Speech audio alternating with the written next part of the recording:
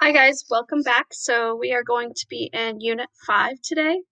And in Unit 5, we're going to learn a couple things in day 1, which are the mean value theorem. And that doesn't mean like, you're big.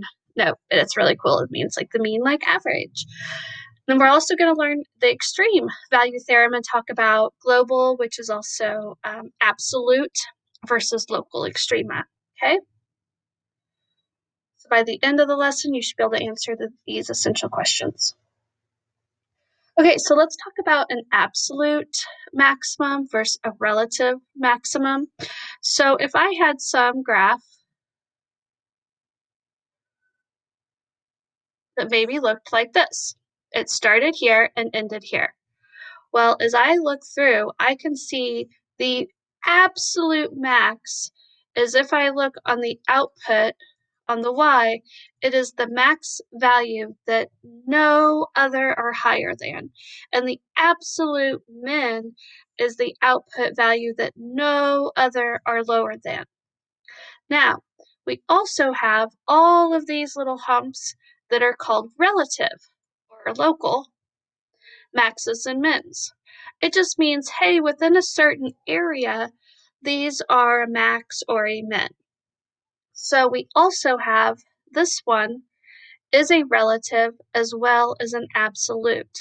And this one is a relative min as well as the absolute. Now, endpoints are what the big thing here is. Endpoints can only be absolute.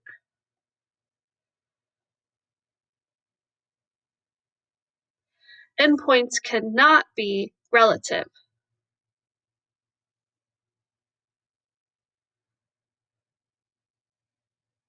Because in order to be relative, you've got to have like both sides going on. You've got to say in this little relation, it's the absolute max or min. Okay, so you've got to have it within an interval. It can't be an endpoint for it to be a relative. So if I kind of had something that looked like this,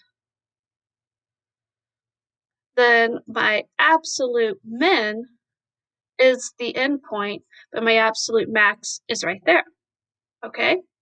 And then I still have another absolute max and, or sorry, relative max and relative min.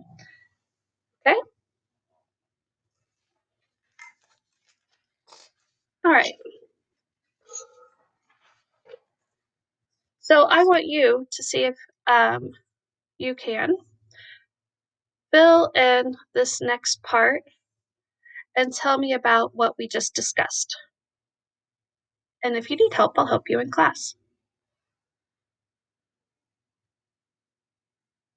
Okay, so the next thing we're going to talk about is the extreme value theorem. Okay, so the extreme value theorem, we always have to have a condition, just like the intermediate value theorem, we had to have a condition, and it's the same condition as the intermediate value theorem.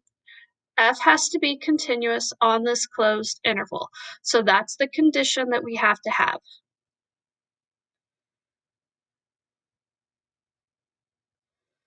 If that is not met, then we can't use this theorem. Okay, but if we have a continuous and closed interval, then we have both an absolute max and an absolute min. So just FYI, if it just says a minimum, that means the absolute. Okay, and if it just says the maximum, that means again the absolute. It's kind of just leaving it off and making it easier. So here I have this closed interval from this A to B, and I do have an absolute max and an absolute min. So could you try to think of a counterexample when you wouldn't have this? And a lot of people think of a straight line. Well, all lines are straight. Gosh, a horizontal line. Okay. So a horizontal line. And let's say that I went from this A to this B. And so I've closed it off from A to B. And let's just make it y equals maybe 2, okay? So do I have, because this meets the condition that we are continuous on a closed interval. So do I have an absolute max and an absolute min? Yeah, so the absolute max is equal to the absolute min here, which is that output of 2, okay? So just some technicalities of how we're gonna write. If I want the absolute max or min, we're gonna write this as a point actually with x, y. If I want the value, then we're gonna just get the y value. And if it says where it occurs at, then we're gonna put the x value. Okay. Okay, and the last theorem, and this is a biggie, is the mean value theorem. And this is a really awesome theorem, okay? So I'm gonna do my best to draw this on here. But we now have 2 conditions on this A to B. We do have to be continuous just like before. So we have to have continuous on the closed interval, so that is the first condition, but I also have to have a second condition here. And my second condition is that we are differentiable on the open interval. So we can't have any like da-da-da, or, I mean, well, we can't have discontinuities or it wouldn't meet condition 1, but it has to be differentiable. So we can't have any cusp or corners or anything, okay? So I'm just gonna draw something that is um, continuous and differentiable, maybe on A to B. So there's my graph of f of x. So what does the mean value theorem say? So the mean value theorem says that there is at least one number c in here. So there's at least one c in this A to B, and it's the open, where f prime of c equals f of b minus f of a over b minus a. So what is this f prime of c and what is this f of b minus f of a? So this is the average rate of change.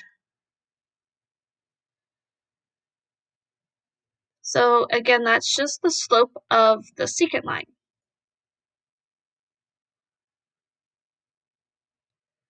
So that would go right here.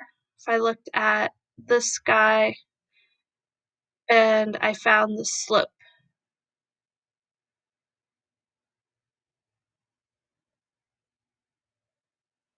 Okay, so then it's saying over here now, I have this instantaneous rate of change. That is the slope of the tangent line. So if I kind of like think of tangents, oh, right about right here, that tangent line is going to have the exact same slope. And we say at least one because it could definitely occur at more than one point. So here is another C where that would happen. And sometimes you only get one, and sometimes you get a ton.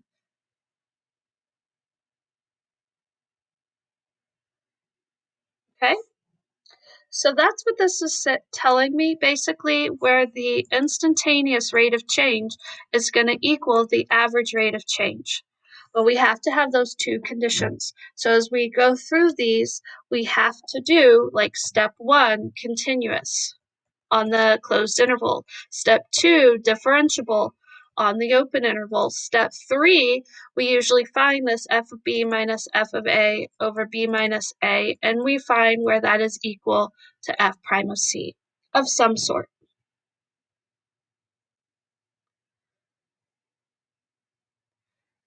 So again, this right here, let's make sure we really know what these stand for. So see if you can fill that in, and if you need my help, we'll talk about it more in class. Okay, so let's kind of do a level 1 mean value theorem. So let's determine whether the mean value theorem can be applied to this function right here on this interval. So f of x, I'm going to go ahead and distribute it because that just looks weird to me like that unfactored when I want to kind of think of it. Okay, so f of x, Well, this is just a polynomial. There's no horizontal, no vertical asymptotes. So it is absolutely, let me write, f of x is continuous. It's actually continuous for all real numbers, but we just need to say that it's continuous from -1 to 1. And it is a nice curved polynomial, nothing crazy going on. So I know f of x is also differentiable on -1 to 1. And we can see that derivative. That's just a quadratic, and that's definitely differentiable. Okay, so then we want to find f of 1 minus f of -1 over 1 minus -1 and set it equal to our derivative to find the value that we are looking for. Okay, so let's go find this part, f of 1. 1 minus 1 minus 2 is -2, minus -1 would be -1 plus, so that's 0, all over 2. So I got out -1 for this part. So where does -1 equal this? And we could definitely do this with a calculator, but this would be on the non-calculator section. So I'm going to go ahead and set this equal to 0 now. Add 1 over. And my guess is, since it's like that, I'm either going to have to use the quadratic formula, or is this factorable? So let's see if it's factorable. So these would both be 1. If this was a minus and this was a plus, then that would work. Okay. So I have two values here, -1/3 and a +1, that are my possibilities. So then I have to go check to see, are these on the open interval? So remember that the C has to be in here. Is there a C in here? Well, 1 would not work because it's on the open interval that we're looking for the C. So the only C that I want is that -1/3. Be careful about that. Okay, so Rolle's theorem is just a corollary of the mean value theorem. It's the mean value theorem, but when f of a and f of b are the same. So instead of like having a b and an a like this, it would be like if your b and your a ended at the same spots. Okay? And this could even like go lower. I'm not saying it has to be like the highest and lowest, but so it's just when they are at the same values. So if that happens, so here let me kind of,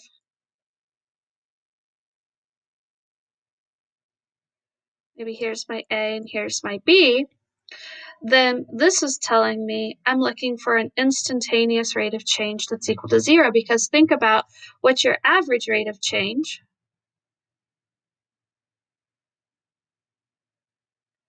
So you're basically looking for your maxes and your mins that we just talked about.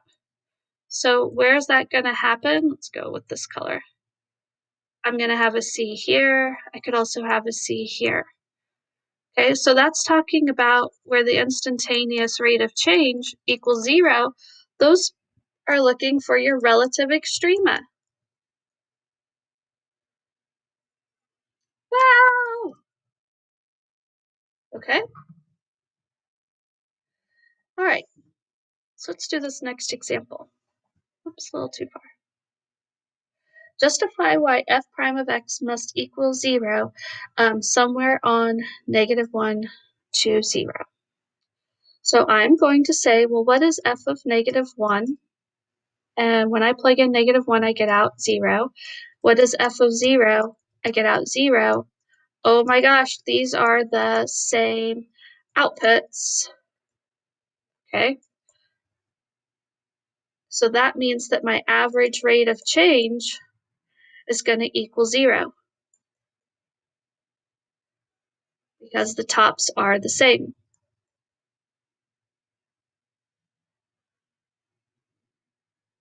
So when these are the same, they cancel to 0.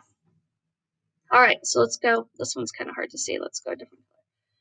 So is this function continuous from -1 to 0? So it would be discontinuous. Let's see where this guy is less than 0. So when x is less than -1, I know that I have some non-real numbers it's discontinuous at. So here I can say, yeah, because that's good. We are continuous, okay? We can include, so f of x is continuous on -1 to 0. So the continuity does include -1. I can put that in. Now, if that was on the denominator, I couldn't. Okay, is this differentiable? Well, let's take that derivative. So I'm going to let you try it, pause me, and then unpause me and see if you get what I get.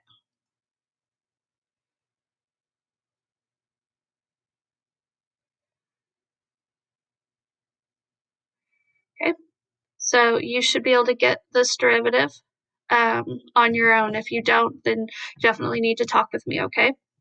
So let's see, this would not be differentiable at -1, or since that is a square root down there, anything less than or equal to that would not work.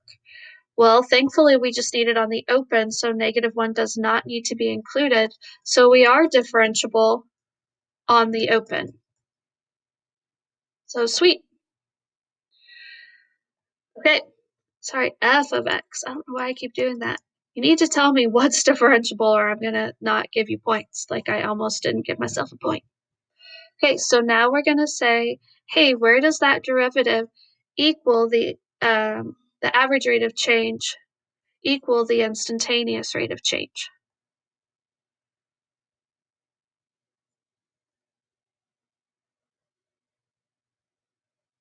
Okay, so I know that I'm going to, if I want to find where something is 0, I want to find where the top is 0 and the bottom is not. So where is this guy right here equal to 0? And that would be when x is a -2/3. Okay? And if I plug in a -2/3, I do not get 0. I can see that. So I can see that this is in the interval.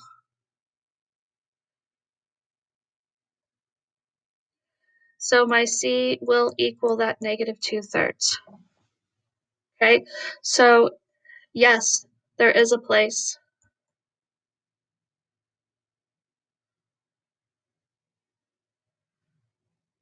on this -1 to 0 where, sorry, let me go down just a little bit.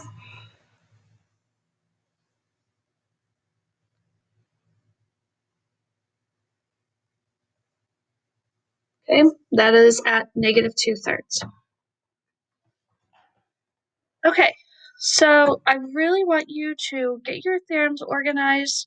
We can talk about these more in class, but really, really know these 3 theorems, okay? They are your main theorems that you're gonna need now to know. And you have all of those conditions and everything down. All right? Okay. And then I would like to do that as well as this last one together in class. So just remind me that we will be doing this one together in class. Okay, made it through day 1.